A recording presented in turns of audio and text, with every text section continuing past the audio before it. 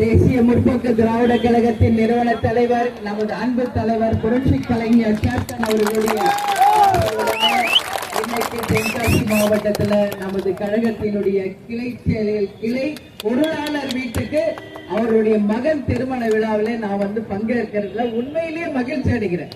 ஏன்னா ஒரு கட்சிக்கு வேறே தொண்டர்கள் தான், அந்த தொண்டைகளை மதிக்கின்ற ஒரு கட்சியாக என்றைக்கும் தேசிய முற்போக்கு திராவிட கழகம் இருக்கும் என்பதற்கான உதாரணம் இந்த விழா.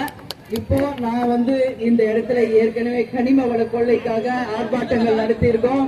அந்த குவாரிகளை நேரடியா போய் முற்றுகையிட செல்லும் பொழுது ஆளும் கட்சியினால தடுக்கப்பட்டு இருக்கிறோம்.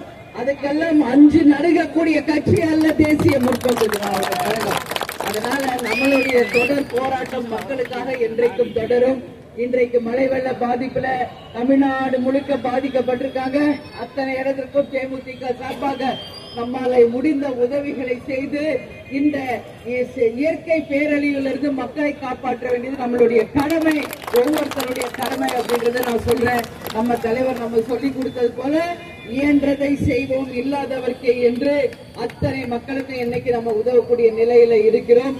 விழுப்புரம், கடலூர், கிருஷ்ணகிரி எல்லாம் நான் நேரா போய் பார்த்தேன். நிச்சயமாக மக்கள் மிகப்பெரிய ஒரு அவல நிலையில இருக்காங்க. ஆளும் கட்சிக்கு நிச்சயமாக 2026 மக்கள் சரியான பாடத்தை உறுதியாக காமிப்பாங்க என்பதில் எந்த மாற்று கருத்துமே இல்லை. அதனாலதான் இன்னைக்கு முதலமைச்சர், துணை முதலமைச்சர், அமைச்சர்கள் யாரும் எந்த தொகுதிக்குள்ளேயும் எந்த மாவட்டத்துக்குள்ளேயும் போகாம இன்னைக்கு சென்னையிலே போய் முடங்கி இருக்கின்ற ஒரு நிலைமையை இன்னைக்கு மக்கள் ஏற்படுத்தி இருக்காங்க.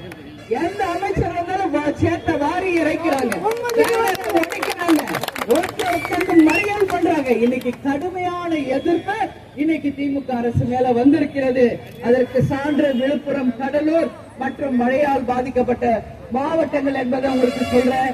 அதனால வெறும் வாய்ஜாலங்கள் இனி செல்லாது. அதனால மக்களுக்கு கொடுத்த வாக்குறுதிகளை நிறைவேற்றி இந்த அரசு இன்னும் 1.5 வருஷம் மக்களுக்கு என்னதான் செய்யணுமோ அதை செய்யுங்க. இல்லை என்றால் 2026 நிச்சயமாக ஒரு மாபெரும் புரட்சி ஏற்பட்டு மக்கள் புரட்சியாக 2026 ஆட்சி மாற்றம் நடக்கும் என்பதில் எந்த மாற்று கருத்துமே இல்லை என்பதை தெரிவிக்கிறேன். பேசிக்கிட்டே இருக்கோம். இந்த பாருங்க, கனிம வள கொள்ள நம்ம கண்ணெதிரிலே லாரி எப்படி எடுத்துட்டு போறாங்க, இவ்வளவு ஜனம் நிக்குது, அராஜகமா வண்டி எடுத்துட்டு போறாங்க.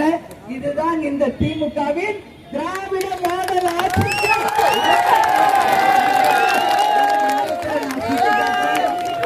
சொல்ற ஒரு விஷயம், ஆடாதடா மனிதா என்பதை 2026 மக்கள் உங்களுக்கு பாடத்தை புகட்டுவார்கள் என்பதை இந்த நேரத்தில் தெரிவிச்சுக்கிறேன்.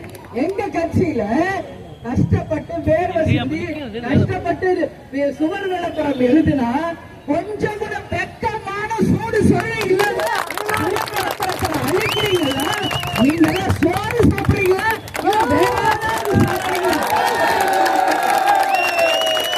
அப்படி என்ன பயம்? தேசிய முற்போக்கு திராவிட கழகத்தை பார்த்தா இன்னைக்கு எல்லா கட்சியோட வால் பெயிண்ட் தான் இருக்கு. நான் பார்த்துக்கிட்டு தான் வரேன்.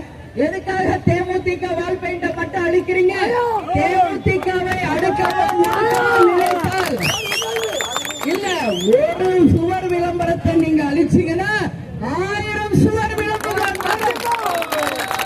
ஒரு கொடி மரத்தை வெட்டா 1000 கொடி மரம் வரும். அதுதான் தேமுதிகவோட வளர்ச்சி. அதனால இவங்க எல்லாம் பணங்காட்டு நரிகள். எந்த சலசலப்புகளுக்கு தேமுதிக அஞ்சாது. அது மட்டும் இல்ல, இன்னைக்கு சுத்து வட்டாரம் டெய்லி 2000 டன் வந்து லாரிகள் போயிட்டு இருக்கு. 12,000 டன் கனிம வள கொள்ளை நடந்துகிட்டு இருக்கு. இப்பதான் ஒரு மேம்பாலம் அமைச்சிட்டு இருக்காங்க. அங்க நின்று கண்டனத்தை தெரிவிச்சுட்டு வந்த சுற்று வட்டாரம் 38 வழித்தளங்கள் பாதிக்க